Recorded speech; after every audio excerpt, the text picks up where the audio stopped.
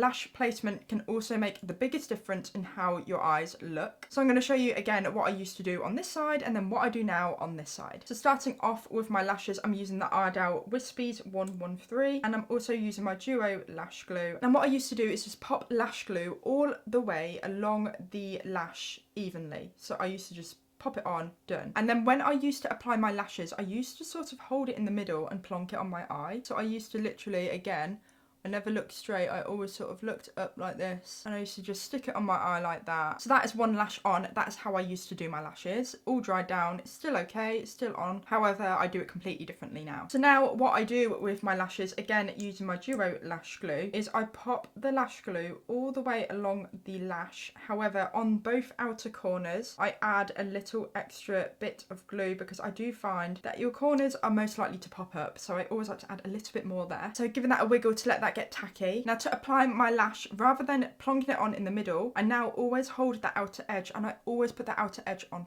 first. So I always look straight in the mirror and I sort of place the outer edge on so it lines up with the wing nicely. I then go back in with my tweezers and then glue down the front of the lash. I'm then just pushing down to make sure the lash is completely stuck in place, and you can see already that that doesn't look half as heavy as the first side did, but it just adds that little bit of lift at the end and really works with the wing, so it just looks a lot lighter, a lot less heavy on the eye, and really does enhance my eyes rather than weigh them down.